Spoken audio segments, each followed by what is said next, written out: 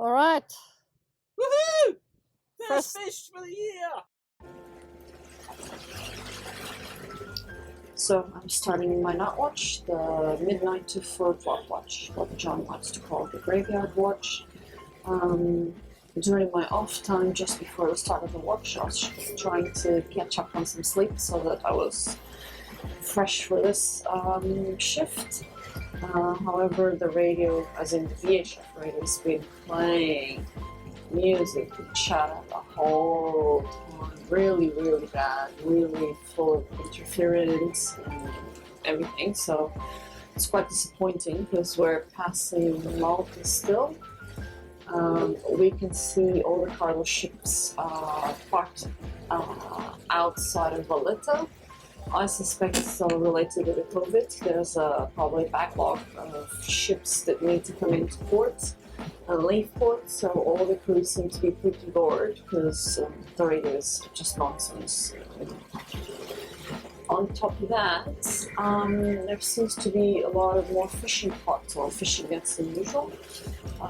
Just in this section in front of Malta, we've spotted 3 of them that we passed really close by. Remember early in the day we actually got caught on one of them, and it was a bit of a stressful moment. Here, much closer to Malta, we were trying to fly the code 0, so we were doing really good speeds of up to 8 knots, 7, 8 knots. When all of a sudden we started having these fishing at so literally it took us 30 minutes to use the code 0, and then that was it. We decided that it was not safe enough for us to use it in these conditions. There seems to be a lot less cargo ships moving than usual, so it's a bit easier for us to maneuver them. And right now I'm a bit worried because Ella hasn't peed for 12 hours and hasn't pooed for 36 hours. That's a bit of a problem. Hopefully I'll manage to persuade her during my shift or early in the morning when I give her breakfast. Let's see, what else? John's gonna sleep now, hopefully. He gets to rest on this shift. And when he starts his new shift, he puts the game rods out and we catch a tuna. That would be lovely, tuna for breakfast. So this is where we are right now. I only have this cargo ship to negotiate, but he seems to be going my direction. John has to negotiate this fishing vessel that has been doing big circles for hours and hours now. Luckily, over here it seems like all the fishing vessels seem to be on AIS, which is quite helpful. So these are all the cargo ships that I was mentioning before. And this over here is Valletta port. And all these here are at anchor right now, which is quite a lot. I think I've never seen something like this before, not even in Gibraltar. So it's quite interesting. It'd be quite interesting to know if this is a normal situation to have this many cargoes and tankers at anchor in front of Valletta. I don't think it is. I think it's an exceptional time with exceptional measures. But anyway, I'm guessing they're all bored and chit-chatting on VHF, which is very unprofessional and quite dangerous. But anyway, don't seem to be much ahead of us.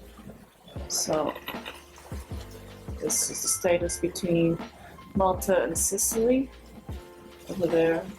Our previous experiences tell us that there should be a lot more cargo ships crossing this area from last year. But what we look ahead right now seems to be empty. So just finished my watch, the midnight to 4 a.m. The one that John likes to call the graveyard watch. It's a really tough one. I dozed quite a bit, but I managed to keep a good lookout every 10 minutes, which is good with the help of the timers. We just had just now as the end of my watch a really weird situation where an AIS target showed up out of nowhere, really close to us, less than 2 miles, and crossed our bow at 102 nautical miles per hour. It's ridiculous. It's a strange glitch because I managed to see him cross the entire screen from one side to the other. Allegedly, it's a tanker called Scott Frankfurt, and he was doing 102. But there's no way, there's nothing, so I'm reckoning that maybe it's a helicopter or something. It can't be a boat. It's impossible. It was too close for us not to have noticed or seen it. But anyway, other than that, it was quite chill. No problems with vessels. And I'm off to bed. Bye. Okay, it's Tuesday morning. This is the shallows from Malta, and this is the deeper waters that we're heading into. It's very early. I've just put the fishing rods out, and let's see if we can catch a fish today. We haven't had fresh tuna for a while. The mahi might be nice also. It's still only about 6 in the morning. All right, Woohoo! First- First fish for the year! first for the year. How much? 6.31 kilos. Very good fish. Okay, lift it a bit higher so that both of you are in the. Whoa! Okay, It's a nice tuna. nice tuna. Show me the scale side. Oh, just went up. It's now 7 kilos. Between 6 and 7 kilos.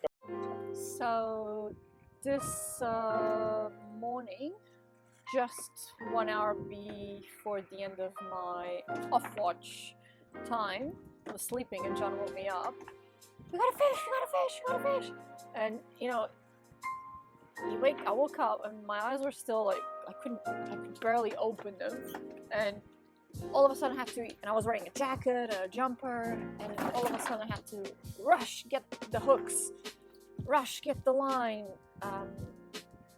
pull the other rod in, this one by the way, and then very, very quickly, and it was so difficult because you're half asleep and you're trying to reel the thing, and it's just, it was the big lure, the one that catches the big tunas, and it's a very difficult lure to bring, not difficult to bring in, but when you have to do it in the rush, it's not exactly easy, especially when you're half asleep.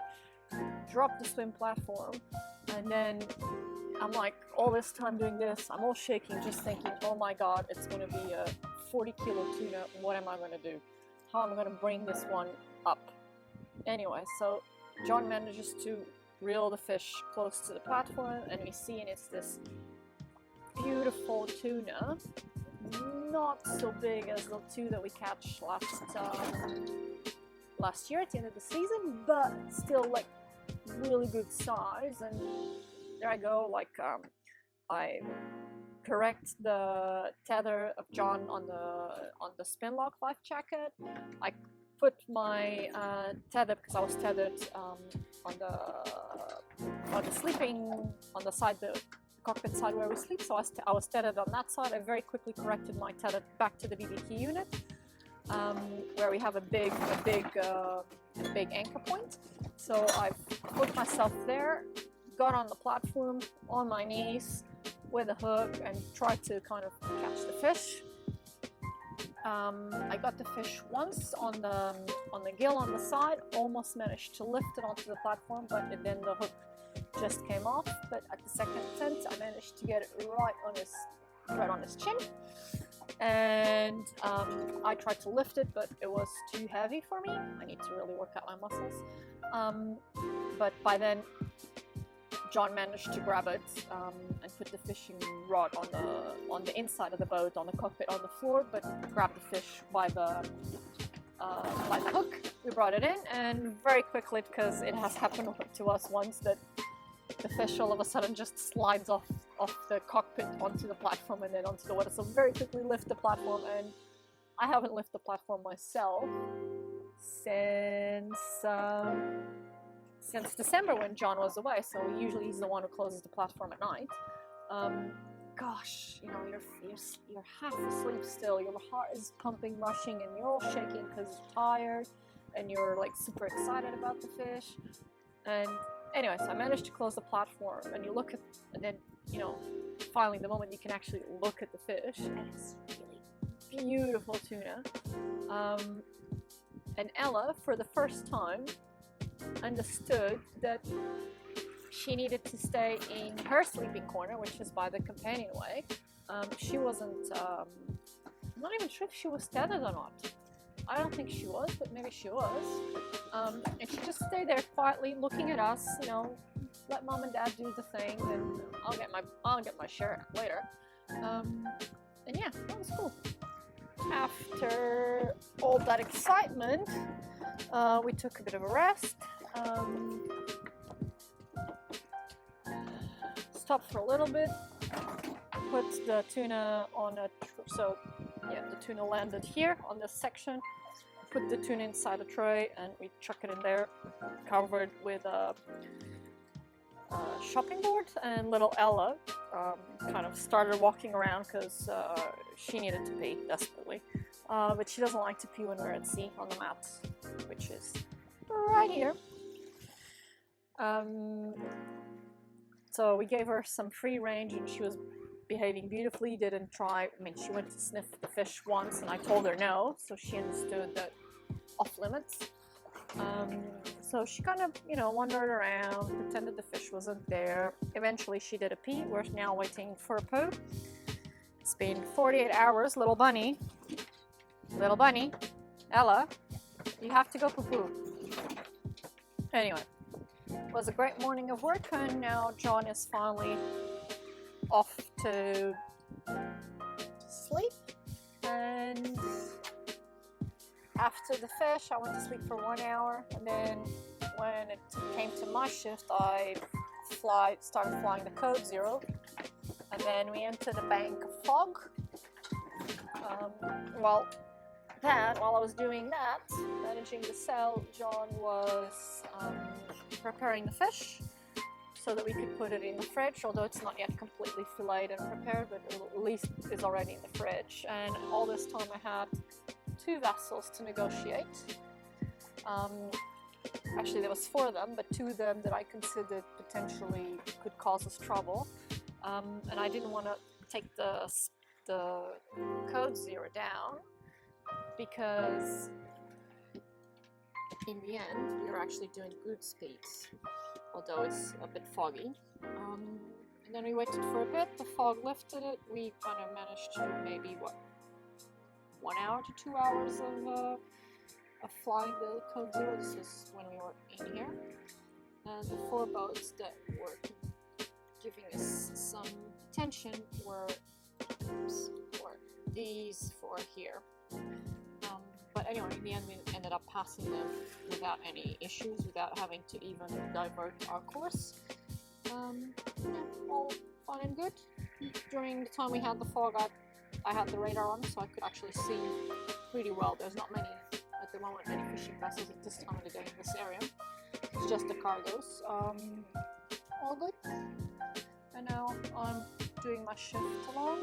It's very quiet. We're only flying the mainsail because the wind is too downwind, basically, and I don't want to fly the spinnaker in such a busy area and by myself. So yeah, we're plodding around slowly at 3.7 to 4 knots, and some winds are supposed to come out of the Messina Strait later in the morning, so hopefully I can then catch those winds and fly the code 0 again and get us close to our destination. So that's the face of relief. Little Chuchilala finally did a poo-poo. 56 hours after the last one before leaving Tunisia, isn't it, Chuchi? Yeah, fuck you, Mom. Can you imagine what it is to keep all this inside? Bet you that's what she's thinking. Right? Yeah. She doesn't like this conversation. Ella doesn't like this conversation of pee-pees and poo-poos. Not while at sea.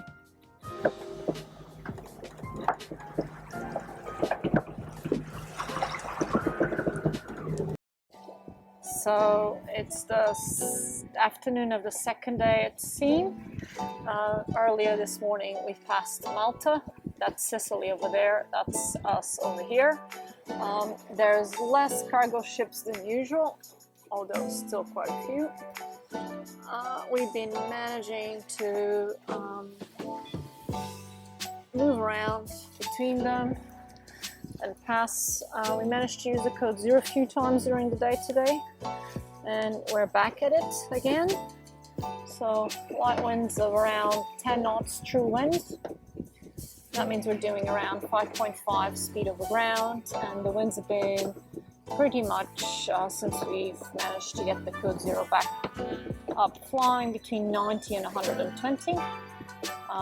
The sweet spot is usually 70 degrees, but we're managing to keep up good speeds. For the entire morning, mostly we had winds between 120 to 150, occasionally up to 180.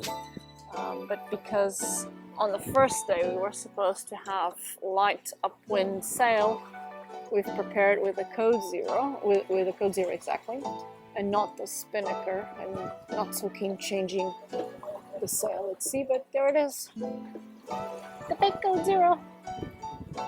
And plodding around.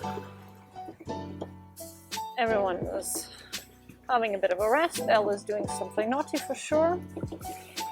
John is on his off watch trying to have a rest.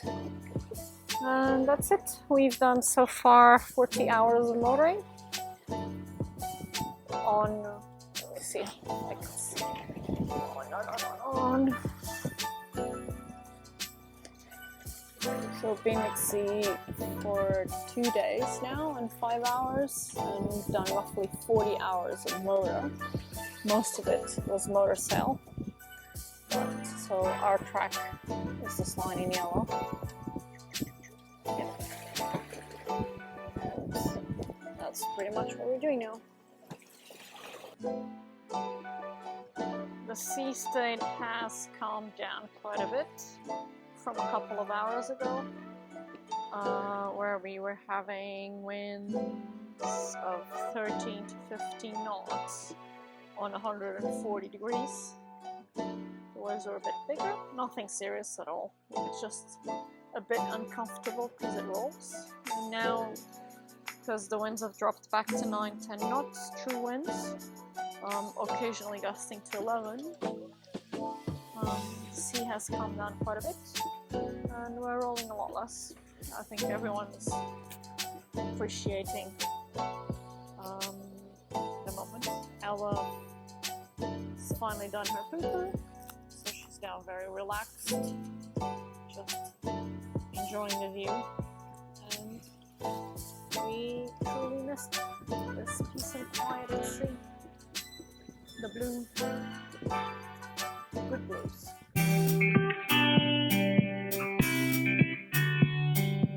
Thanks for watching. Don't forget to subscribe and check out our social media. Head out to our Patreon page and buy the dog a bone.